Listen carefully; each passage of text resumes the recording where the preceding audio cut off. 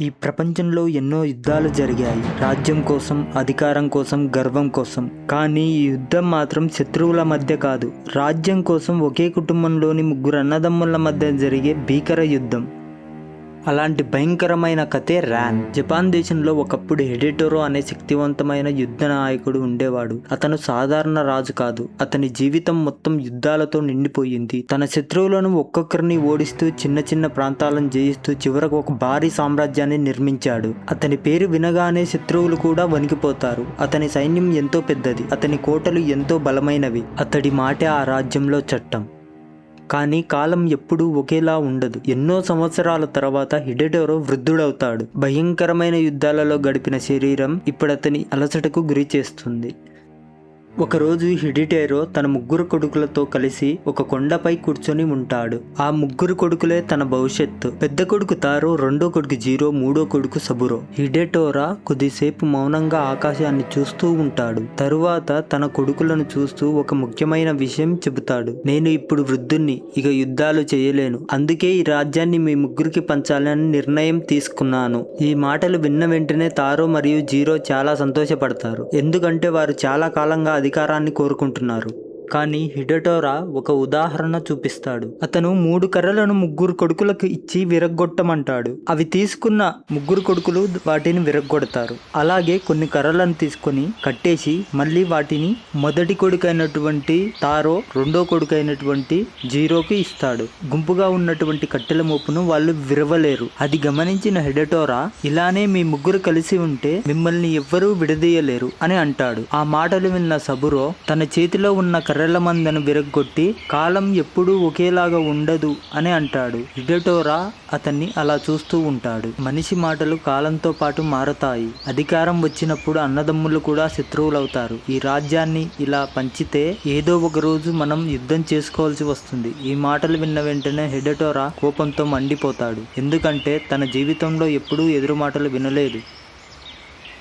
తన కొడుకు తనను ఎదిరించడం అతనికి అవమానంగా అనిపిస్తుంది. అందుకే హిడేటోరా కోపంతో సబురోను రాజ్యం నుండి బహిష్కరిస్తాడు. ఇక నుండి నువ్వు నా కొడుకు కాదు అని ప్రకటిస్తాడు. సబురో బాధతో రాజ్యాన్ని వదిలి వెళ్ళిపోతాడు. ఆ రోజు తీసుకున్న ఆ నిర్ణయం హిడేటోరా జీవితాన్ని పూర్తిగా మార్చేస్తుంది. అప్పుడు అతనికి తెలియదు అది తప్పని. హిడేటోరా తన రాజ్యాన్ని 2 కుమారులైనటువంటి తారో, జీరోకు పంచుతాడు. 3వ రాజ్యాన్ని వారి నియంత్రణలో ఉంచుతాడు. తాను మాత్రం రాజు గౌరవంతో జీవించాలని నిర్ణయించుకుంటాడు. కానీ కథ ఇక్కడే మలుపు తిరుగుతుంది. తారో భార్య ఖైదే ఈ కథలో అత్యంత ప్రమాదకరమైన వ్యక్తి. ఆమె బయటకు చాలా ప్రశాంతంగా కనిపిస్తుంది, కానీ ఆమె మనసులో ఒక పెద్ద పగ ఉంది. ఎందుకంటే ఒకప్పుడు హిడేటోరా యుద్ధంలో ఆమె కుటుంబాన్ని పూర్తిగా నాశనం చేశాడు. ఇప్పుడు ఆమెకు ఒక లక్ష్యం ఉంది, హిడేటోరాను కూల్చివేయడం.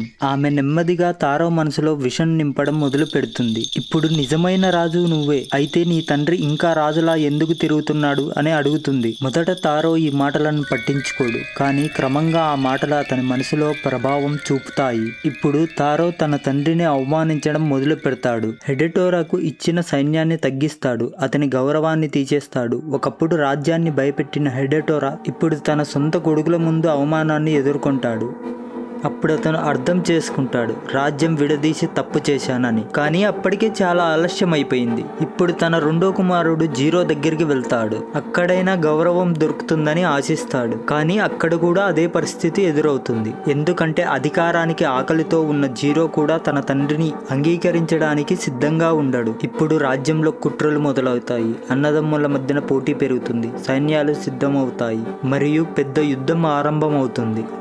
ఈ సమయంలో హిడేటోరా తన 3వ కోటకు వెళ్తాడు. అక్కడ అతనికి కొంతమంది విశ్వాసపాత్రులైన సైనికులు ఉంటారు. అక్కడ ఉండాలని నిర్ణయించుకుంటాడు. కానీ అతనికి తెలియదు తన 2 కొడుకులు అతనిపై దాడి చేయడానికి సిద్ధమవుతున్నారని. కొన్ని రోజుల తర్వాత ఆ కోట చుట్టూ పెద్ద సైన్యం కనిపించడం మొదలవుతుంది. తారో మరియు జీరో సైన్యాలు కలిసి ఆ కోటను చుట్టుముట్టేస్తాయి. హిడేటోరా ఆ దృశ్యాన్ని చూసి షాక్ అవుతాడు. తన సొంత కొడుకులే ఇప్పుడు తనపై యుద్ధం చేయడానికి వచ్చారు. కోట గోడలపై బాణాలు వర్షంలా పడుతూ ఉంటాయి. సైన్యాలు కేకలు వేస్తూ యుద్ధం చేస్తూ ఉంటారు. గుర్రాలు పరుగులు, ఖడ్గాల శబ్దం, అగ్ని ప్రమాదాలు అన్నీ ఒక్కసారి జరుగుతాయి. కోటలో ఉన్న హిడోటోరా సైనికులు చివరి వరకు పోరాడతారు. కానీ బయట ఉన్న సైన్యం చాలా పెద్దది. కొద్దిసేపట్లోనే కోట గేట్లు పగిలిపోతాయి.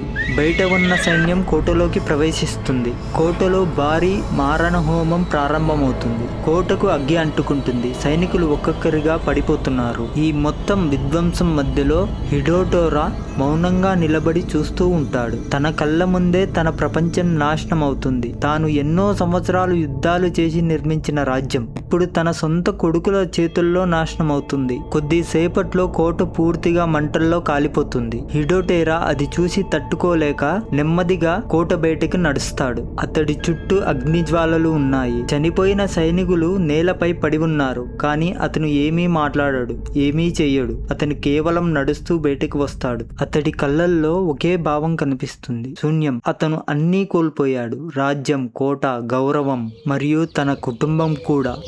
ఈ సంఘటన తర్వాత హిడేటోరా పూర్తిగా ఒంటరైపోతాడు. తనతో ఉన్న కొంతమంది విశ్వాసపాత్రులైన వ్యక్తులతో కలిసి అడవుల్లోకి వెళ్ళిపోతాడు. ఇప్పుడు అతడి జీవితం పూర్తిగా మారిపోయింది. ఒకప్పుడు ప్రపంచాన్ని వణికించిన రాజు ఇప్పుడు ఒక నిరాశ్రయుడిలా అడవుల్లో తిరుగుతున్నాడు.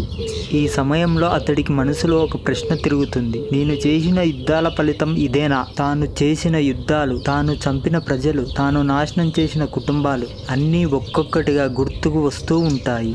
ఒకరోజు వారు ఒక పాడైన కోటకు చేరుకుంటారు. అది ఒకప్పుడు హిడేటోరా నాశనం చేసిన ఒక కుటుంబానికి చెందిన కోట. అక్కడ ఒక అంధుడైన మనిషిని కలుస్తారు. అతడి పేరు సురుమారు. అతను ఒకప్పుడు ఆ కోటకు రాజకుమారుడు. కానీ హిడేటోరా యొక్క సైన్యం అతని కుటుంబాన్ని చంపి అతన్ని అంధుణ్ణి చేస్తారు. ఇప్పుడు ఆ అంధుడు హిడేటోరా ముందు నిలబడి ఉంటాడు. అయితే హిడేటోరా మాత్రమే నిజాన్ని గుర్తిస్తాడు. తాను చేసిన క్రూరమైన పనులు ఇప్పుడు తన ముందు నిలబడ్డట్టు అనిపిస్తుంది. ఆ క్షణం అతని మనసును పూర్తిగా కుదిపేస్తుంది. మరోవైపు రాజ్యం కుట్రలు ఇంకా కొనసాగుతున్నాయి. తారో భార్య కైదే తన పగను ఇంకా కొనసాగిస్తుంది. ఆమె లక్ష్యం ఒక్కటే, ఇచిమోంజి కుటుంబాన్ని పూర్తిగా నాశనం చేయడం. ఆమె తన తెలివితో జీరోను కూడా తన వలలో పడేస్తుంది. తారో మరణించిన తర్వాత జీరో ఇప్పుడు రాజ్యానికి ప్రధాన నాయకుడిగా మారతాడు. కానీ కైదే అతన్ని కూడా నియంత్రించడం ప్రారంభిస్తుంది. ఆమె తన పగను తీర్చుకోవడానికి జీరోను ఉపయోగించుకుంటుంది.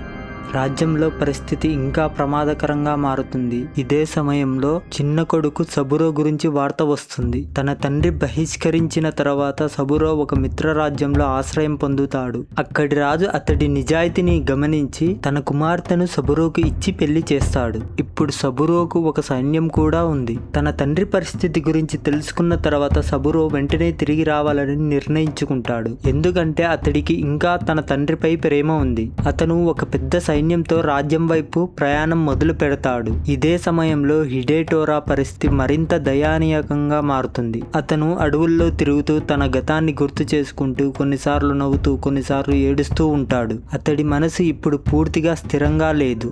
ఒకరోజు అతడికి ఒక వార్త వస్తుంది, సాబురో తిరిగి వస్తున్నాడని. ఆ వార్త విన్న వెంటనే హిడేటోరా కళ్ళల్లో ఆశ కనిపిస్తుంది. ఎందుకంటే తనను నిజంగా ప్రేమించే కొడుకు అతనే. కొంతకాలానికి తండ్రి కొడుకులు చివరకు కలుస్తారు. సాబురో తన తండ్రిని చూసి చాలా బాధపడతాడు. ఒకప్పుడు ప్రపంచాన్ని భయపెట్టిన రాజు ఇప్పుడిలా దయనీయ స్థితిలో ఉండడం చూసి అతను తట్టుకోలేకపోయాడు. హిడేటోరా కూడా తన కొడుకును చూసి భావోద్వేగంతో ఏడుస్తాడు. అతను తాను చేసిన తప్పులు తన చిన్న కొడుకు ముందు ఒప్పుకుంటాడు.